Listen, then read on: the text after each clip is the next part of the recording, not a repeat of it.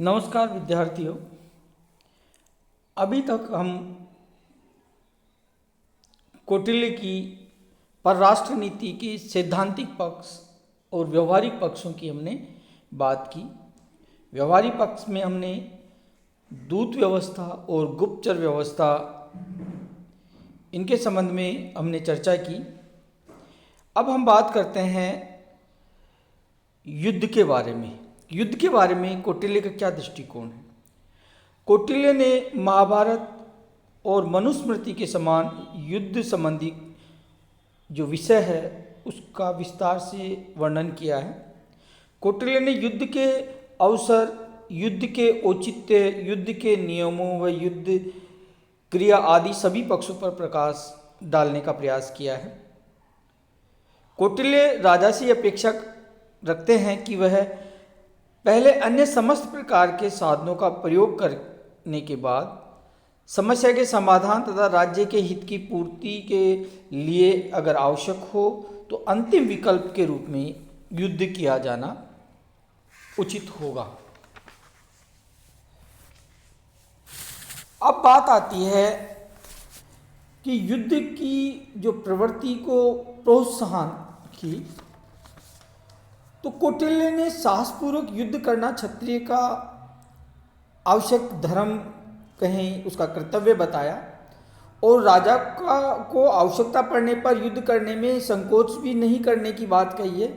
किंतु राजा से यह अपेक्षा अवश्य करता है कि युद्ध प्रारंभ करने से पूर्व वह सारी जो परिस्थितियां हैं उनका भली भांति जांच कर ले, उनका आकलन कर ले तथा सारी परिस्थितियां अगर अनुकूल हो तो ही युद्ध करे।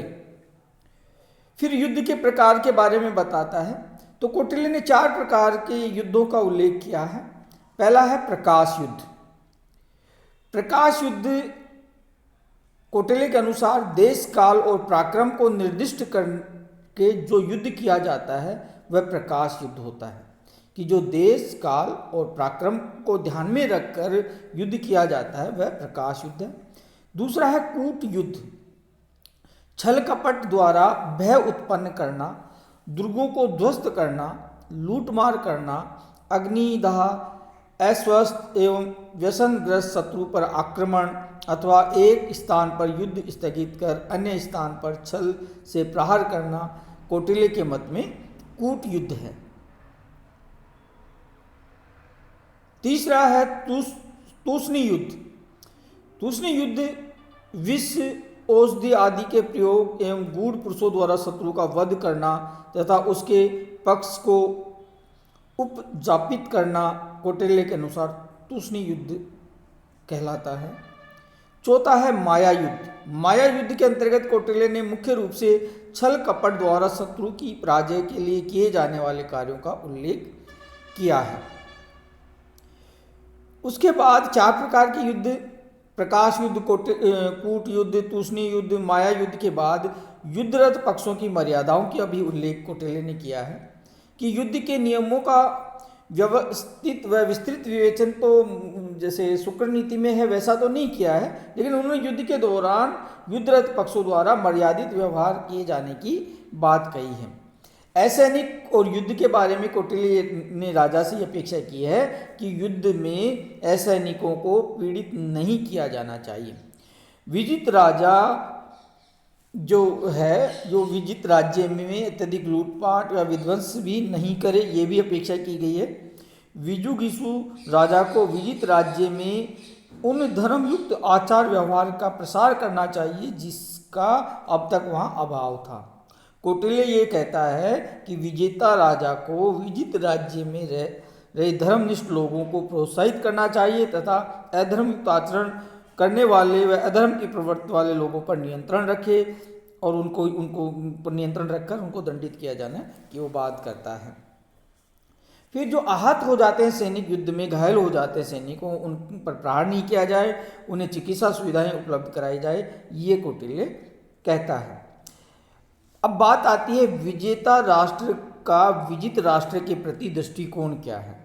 तो कौटिल्य ने युद्ध के पश्चात विजित जो राष्ट्र के प्रति व्यवहार के संबंध में विजेता राजा को कुछ निर्देश दिया है और वो कहता है कि सबसे पहले विजित राज्य को अपने अनुकूल बनाने का प्रयत्न करना चाहिए और इसके लिए उसे कुछ उपाय बताए, जैसे कि विजेता को पराजित शत्रु के दोषों को अपने गुणों से और उसके गुणों को अपेक्षाकृत अधिक गुणों से ढक देना चाहिए। साथ ही उसके गूढ़ पुरुषों को इस प्रकार प्रचार करना चाहिए जिससे प्रजा वर्ग की निष्ठा अपने भूतपूर्व शासक की ओर से हटकर विजेता के प्रति हो जाए। इस उद्देश्य की पूर्ति हेतु ग्राम, जाति, संघ, समुदायों कौटिल्य ने ये कहा कि हमें जो हारा हुआ देश है उसके गांव, जाति, संघ, इनके जो प्रमुख को में पराजित राजा के दुर्गुणों तथा अपने स्वामी की उदारता, शील स्वभाव का प्रचार किया जाना हमें चाहिए। दूसरी बात वो बताता है कि विजित देश को पराजय को स्वधर्म पालन करने की पूर्ण सुविधा प्रदान की जानी चाहिए। तीसरा है विजित राज्य की जनता के आचार विचार, सामाजिक सांस्कृतिक मान्यताओं, रीति रिवाजों का आदर सम्मान किया जाना चाहिए। साथ ही विजित राज्य के उत्सवों, देवता आदि को मान्यता ही नहीं दी जाए बल्कि पूर्ण रूप से उनको अपना लिया जाना चाहिए। इसके अलावा करों में छूट, अनुग्रह तथा धन सम्मान आदि प्रदान करके वहाँ की जनता को सम्मानित और पुरस्कृत किया जाना चाहिए। दीन व अनाथ व्यक्तियों को अनुग्रहित किया जाना चाहिए। इसके अलावा धर्म विरुद्ध या दोषपूर्ण व्यवहार के स्थान पर धर्म सम्मत व्यवहार की स्थापना का प्रयत्न किया जाना। ये तो हुआ एक विजेता राष्ट्र का विजित राष्ट्र के प्रति व्यवहार। इसके बाद कौटिल्य ने विजेता राज्य को विजित राज्य के प्रति व्यवहार करने में सावधानी और सतर्कता बरतने का भी परामर्श देता है। वो कहता है कि शत्रु के कर्मचारियों को प्रतिज्ञा अनुसार धन, मान, सम्मान आदि देकर संतुष्ट करना चाहिए। साथ ही शत्रु के उपकृत मंत्रियों, पुरोहितों, सेना प्रमुख आदि तथा चोर प्रकृति के लोगों को एक साथ नहीं रहने देना चाहिए। इसके अलावा शत्रु पक्षीय व्यक्तियों को जिनमें विरोध का भय या आशंका हो समुचित मात्रा में उन्हें दंड देना चाहिए। स्वदेश के नागरिकों एवं शत्रु द्वारा अवरुद्ध पुरुषों को महत्वपूर्ण पदों पर नियुक्त किया जाना चाहिए। ये कौटिल्य के द्वारा प्रतिपादित किया गया। अब बात आती है कि कौटिल्य और मैकियावली। एक कौटिल्य प्राचीन भारतीय विचारक है तो मैकियावली पाश्चात्य राजनीतिक विचारक हैं। कौटिल्य की तुलना पश्चिमी विचारक मैकियावली से की जाती है। मैकियावली ने भी कौटिल्य की ही समान एक शक्तिशाली राज्य की आवश्यकता प्रतिपादित की। मैकियावली ने राजकला के विभिन्न पक्षों पर प्रकाश डाला है। मैकियावली के अनुसार शासक का आचरण धर्म और नैतिकता से निर्दिष्ट नहीं होना चाहिए बल्कि शक्ति संचय के प्रति आस्था शासक की दृष्टि में सर्वोपरि होनी चाहिए। मैकियावली राष्ट्र राज्य की बात करता है और धर्मनिरपेक्ष राज्य की भी बात करता है, इसलिए नैतिकता की वो बात नहीं कर रहा, वो राज्य को एक शक्तिशाली राष्ट्र बनाने की बात करता है। तो मैकियावली ने राज्य की विस्तारवादी उद्देश्य का समर्थन करते हुए राजा को परिस्थितियों के अनुसार युद्ध कला और कुटिलता के प्रयोग द्वारा दूसरे राजा को अपने वश में करने की सलाह देता है। मैकियावली अनिवार्य रूप से राज्य के साम्राज्यवादी स्वरूप का पक्षधर है। मैकियावली के विचारों की कौटिल्य के दृष्टिकोण से तुलना करने से ये स्पष्ट हो जाता है कि दोनों के विचारों में मध्य एक सतही समानता है, वास्तविकता नहीं है। जहाँ मैकियावली ने राज्य के सैद्धांतिक प्रश्नों की पूरी तरह उपेक्षा की है, कौटिल्य ने राज्य के सैद्धांतिक जो विषय हैं उनकी स्पष्ट एक प्रतिपादन किया है। मैकियावली के लिए राज्य की शक्ति का विस्तार स्वयं में साध्य है। कौटिल्य के अनुसार राज्य की शक्ति स्वयं में साध्य नहीं है बल्कि शक्ति को राज्य को प्रजा की सुरक्षा और उसके कल्याण के लिए प्रयोग में की जानी चाहिए, इसलिए उसे विभिन्न सारी गतिविधियों का संचालन करना आवश्यक है। तो राज्य के स्वरूप के प्रति कौटिल्य और मैकियावली का दृष्टिकोण बिल्कुल भिन्न है।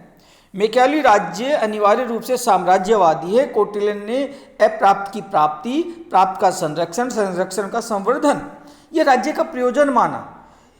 इससे लगता है कि संभवतः वह भी राज्य के संवर्धन के लक्ष्य मानता है, किंतु ध्यान देने योग्य बात यह है कि कौटिल्य ने अंततः संवर्धित जो चीज है उसको सुपात्रों में वितरण की बात करना राज्य का लक्ष्य घोषित करता है। तो कौटिल्य के अनुसार राज्य की सारी गतिविधियों का मूल प्रयोजन शक्ति, सामर्थ्य व संपदा का अर्जन कर उसे जनता के मध्य पात्रता के अनुसार वितरित करने की बात करता है। यानी कि लोक कल्याण और वितरणात्मक न्याय का प्रसार कौटिल्य के राज्य दर्शन का आधार है।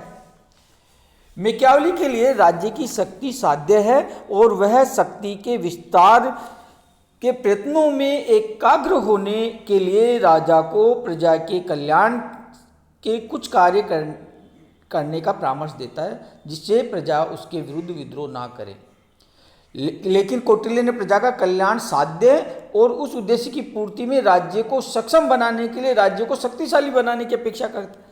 तो इस प्रकार राज्य के मूल प्रयोजन की दृष्टि से कौटिल्य और मैकियावेली के विवेचन न केवल भिन्न है बल्कि एक दूसरे के विपरीत भी हैं। शासकीय आचरण में धर्म और नैतिकता के विषय में कौटिल्य और मैकियावेली के विचार एक जैसे नहीं हैं। मैकियावेली ने शासक की धूर्तता, कुटिलता और उसके नैतिकता विहीन आचरण का समर्थन किया है। जैसे मैकियावेली कहता है कि राजा को लोमड़ी की तरह चालाक होना चाहिए, शेर की तरह तो ताकतवर और लोमड़ी की तरह चालाक होना चाहिए। इसके विपरीत कौटिल्य कहता है कि शासक को निरंतर नीति और धर्म के नियंत्रण के अधीन रह के कार्य करना चाहिए।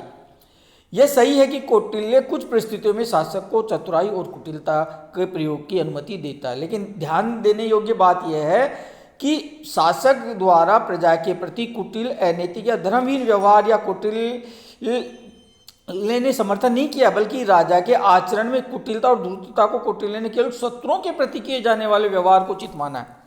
कौटिल्य ने स्पष्ट किया है कि जब राज्य की सुरक्षा खतरे में हो तो राजा द्वारा कुछ समय के लिए कुछ उन उपायों को कूटनीति का सहारा लिया जा सकता है।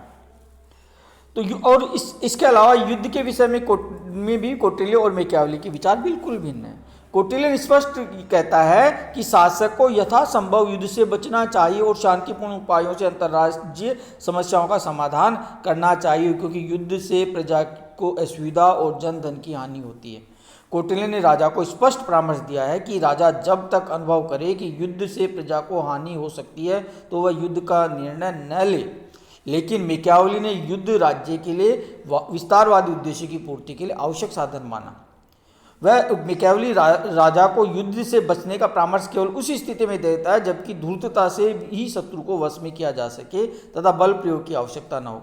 तो मैकियावेली के अनुसार शासक का युद्ध करने या न करने का निर्णय प्रजा के हित से कोई संबंध नहीं है। तो ये हमने कौटिल्य और मैकियावेली में तुलना की। अब अंत में अपन जितना पढ़ा है उसका थोड़ा सा संक्षेप में आपको एक साथ बता दें, क्योंकि अपन ने कई दिनों तक कौटिल्य को पढ़ा है तो आपको एक साथ समझ में आ जाएगा कि भारतीय राजनीतिक चिंतन में कौटिल्य का जो योगदान है वो अद्भुत है। कौटिल्य के विचारों के विवेचन से ये स्पष्ट हो गया कि कौटिल्य ने राज्य से जुड़े सैद्धांतिक, संस्थागत, व्यवहारिक प्रश्नों का गंभीरता से हमें विवेचन किया, समझाने का प्रयास किया है। कौटिल्य ने राज्य की उत्पत्ति का समझौतावादी सिद्धांत प्रस्तुत करके स्पष्ट कर दिया है कि राज्य साध्य नहीं है बल्कि राज्य साधन है जो प्रजा की सुरक्षा, उसके कल्याण, उसके सर्वांगीण कल्याण के लिए अस्तित्व में आया है। साथ ही उसने कौटिल्य ने कहा कि ज्ञान यानी विद्या की जो विभिन्न शाखाएं, त्रयी, वार्ता, आनुवंशिकी, इनके विवेचन के माध्यम से कौटिल्य ने यह कह दिया कि राज्य के अस्तित्व के सैद्धांतिक आधार को तथा राज्य के लोक कल्याणकारी स्वरूप को भली भांति वो समझाने का प्रयास करता है और इसके लिए वितरणात्मक न्याय को सुनिश्चित करना राज्य का मुख्य दायित्व बता देता है। नेक्स्ट, कौटिल्य ने राजतंत्रात्मक व्यवस्था का समर्थन करते हुए भी शासक की निरंकुशता के विचार को निषेध किया। कौटिल्य ने शासक पर नीति और धर्म के नैतिक नियंत्रणों के अस्तित्व के अलावा परामर्शदात्री संस्थाओं और नीति निर्माण की प्रक्रिया के माध्यम से संस्थागत और प्रक्रियात्मक नियंत्रण स्थापित करने की बात, इसलिए राजा निरंकुश नहीं है कौटिल्य का। मनु और याज्ञवल्क्य के जैसे मनुस्मृतियों के विपरीत कौटिल्य ने राजा को जनता और जनमत द्वारा भी नियंत्रित किए जाने की बात करता है। शासक की शक्ति पर जनता के नियंत्रण का स्पष्ट उद्घोष करते हुए कौटिल्य कहता है कि यदि धर्म और राजकीय आदेश में टकराव हो तो प्रजा को राजकीय आदेशों की अवहेलना करने का अधिकार है। यानी निरंकुश राजा की अपेक्षा राजा का न होना श्रेष्ठ है। ऐसे कथन एक मर्यादित जनता द्वारा नियंत्रित तथा विधि की सुरक्षितता के अधीन कार्यशील शासक के प्रति कौटिल्य के आग्रह को स्पष्ट व्यक्त करता है। यानी कौटिल्य का राजा राजतंत्र होते हुए भी निरंकुश नहीं है।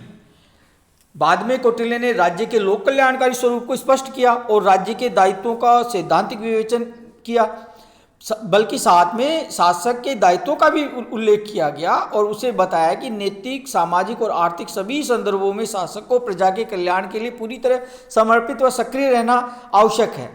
कौटिल्य ने प्रशासनिक व्यवस्था का एक व्यवस्थित स्वरूप प्रस्तुत किया। प्रशासनिक व्यवस्था में संगठनात्मक प्रक्रिया में कार्मिक पक्षों पर भी कौटिल्य ने विस्तार से विवेचन किया है। यानी कि उत्कृष्ट प्रशासनिक की जो व्यवस्था की वो बात करता है, जो अपन ने पढ़ा। इसके अलावा राज्य की सुरक्षा की आवश्यकता को कौटिल्य ने सर्वोपरि माना और इस उद्देश्य के लिए कौटिल्य ने अंतरराष्ट्रीय संबंधों के विवेक सम्मत संचालन पर की बात की कि अंतर्राज्यीय संबंधों के सैद्धांतिक पक्षों के साथ साथ इनके सुचारू संचालन के लिए वो व्यवहारिक पक्ष जैसे दूत व्यवस्था, गुप्तचर व्यवस्था, इनकी भी बात करता है। दंड, न्याय, न्यायपालिका का कौटिल्य ने बहुत ही विवेक सम्मत उल्लेख किया है। धर्मस्थ न्यायालय, कंटक शोधन न्यायालय, राजा अंतिम न्यायाधीश है। तो किस तरह से बड़ा स्पष्ट कौटिल्य का जो अर्थशास्त्र बड़ा साफ सुथरा और एक व्यवहारिक लोक कल्याणकारी सिद्धांत हमें देता है। कौटिल्य ने न्यायिक शक्ति को राजा की निजी शक्ति न मानकर एक संस्था का शक्ति माना। न्यायपालिका की स्वतंत्रता व संगठित स्थिति के महत्व दिया। अपराधों और दंडों को कौटिल्य के द्वारा विवेचन एक वैज्ञानिक और विवेक सम्मत तरीके से किया।